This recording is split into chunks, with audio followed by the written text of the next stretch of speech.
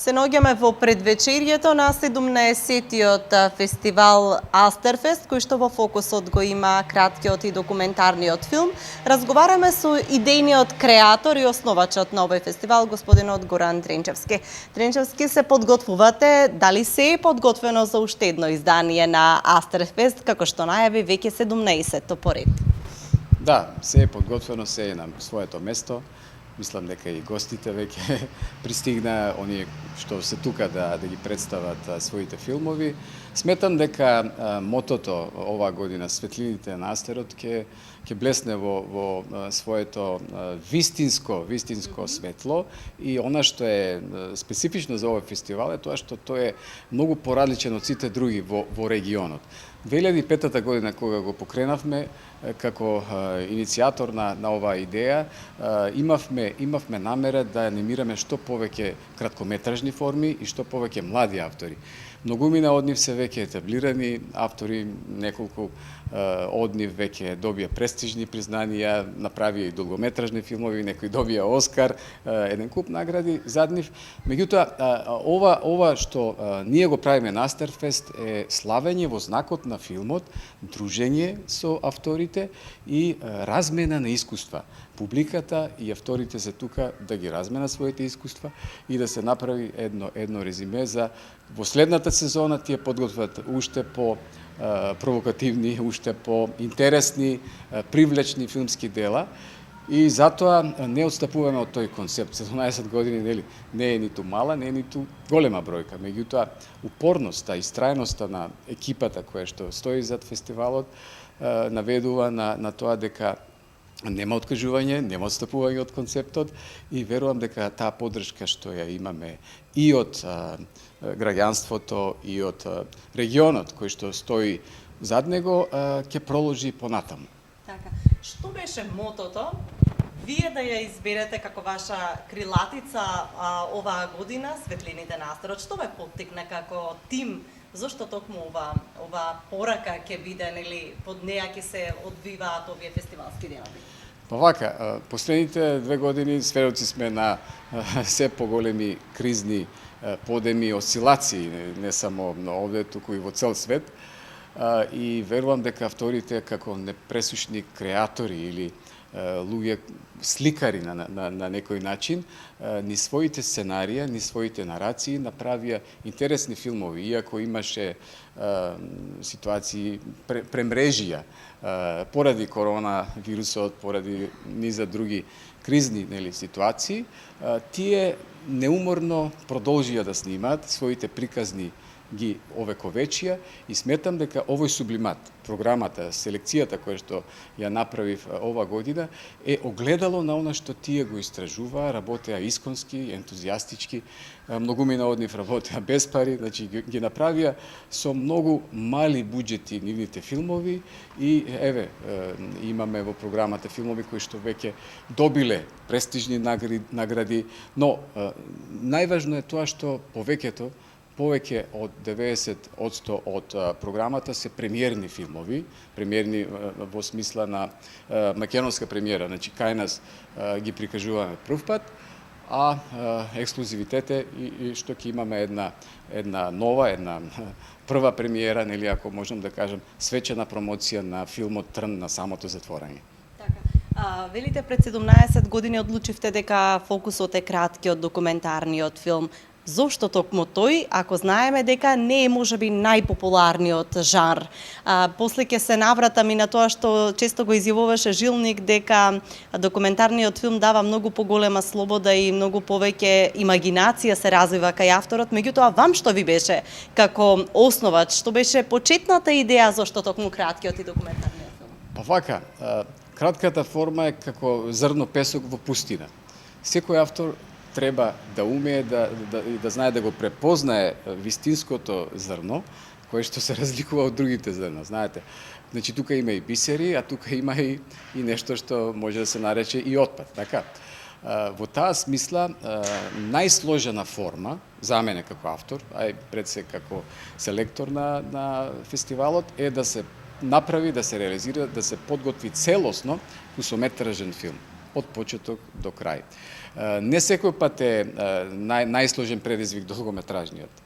Верувајте, документарниот филм во последно време прави спој, прави еден хибриден, би рекол, спој амалгам помеѓу фикцијата и фактот, што значи дека се прелева она што своевремено го нарекувавме чист натурализам, чиста документарна приказна, се прелева со играното, со фикцијата.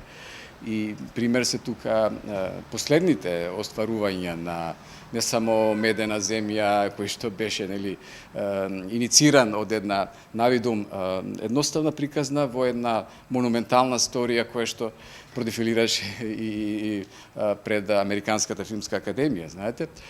Тука има интересни автори, значи не само во нашето поднебје. Има во светот автори кои што наоѓаат навидум мощне сензитивни, мощне интимни теми, меѓутоа умешноста е како тоа да се презентира, да биде интересно, да биде возбудливо и да ги има сите компоненти на една приказна, на една класична нарација, за да може сето тоа да се каже во 10, 15 и 20 минути, а за да биде сепак атрактивно, сепак возбудливо, свежо и интересно за нашата современа публика. Еден од наградените годинава е легендата на новиот југословенски филм, како што тој сакаше да се нарекува, а не представник на црниот бран, како што го нарекува, тој ќе рече политичарите во тоа време, Желимир Жилник. Жива легенда која што всушност се уште поставува стандарди не само во просторот на бивша Југославија, туку и во Европа и во светот. Чест ли е да се има едно такво име на Астерфест? Како тој реагираше кога му соопштивте дека е избран да носи една ваква награда? Вака, Желимир Жилник е култен. Е автор кој што навистина е легенда.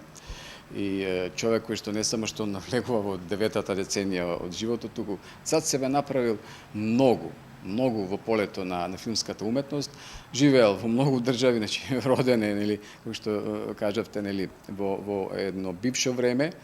Меѓутоа, најважно за Желимир Жилник е тоа што тој го промовираше доку жанрот во смисла на документарна драма. Значи, жанрот популарно наречен документарна драма на балканските простори е со потписот на Желимир Жилник.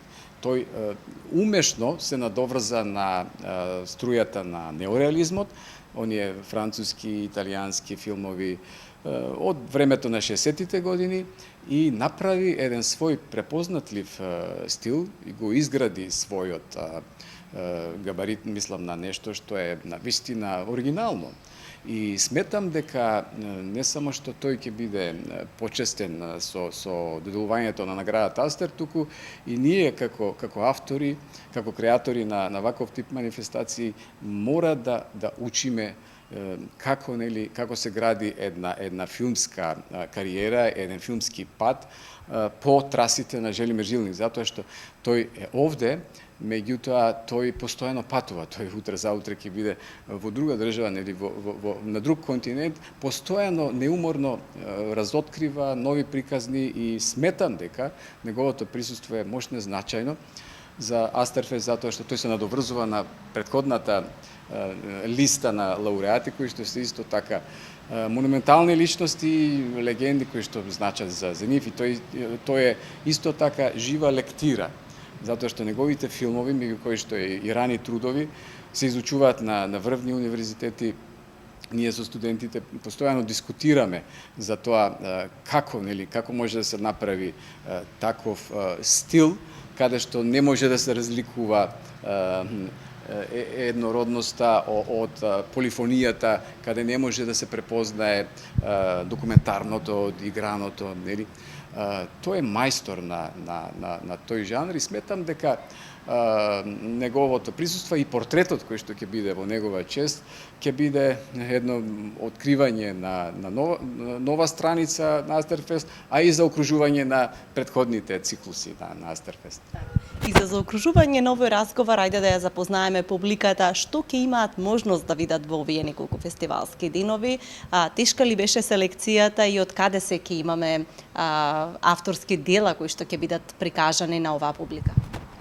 Овака, селекторскиот процес трае во текот на цела година. Знаете, јас ги следам европските фестивали пред се, ги следам одликувањата на американскиот континент, значи оние автори кои што се закитуваат со тие врвни епитети, меѓутоа селекцијата е строга. Знаете, ако пристапот е строг за сите сладокусци, значи да пазиме да имаме некоја мерка за сите видови на публики и генерации, бидејќи краткиот жанр, рековме, е малку поспецифичен за разлика од перцепирањето на долгометражниот.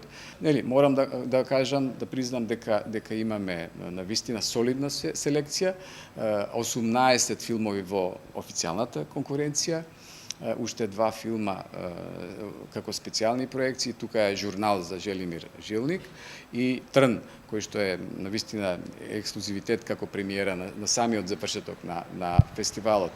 Значи, секоја вечер од 20:30 публиката ќе ужива во тие нови остварувања и дел од авторите ќе бидат присутни да ги споделат своите искуства и да внесат еден свој дух, еден свој оригинален сензибилитет под ова созвездие на Астерфест.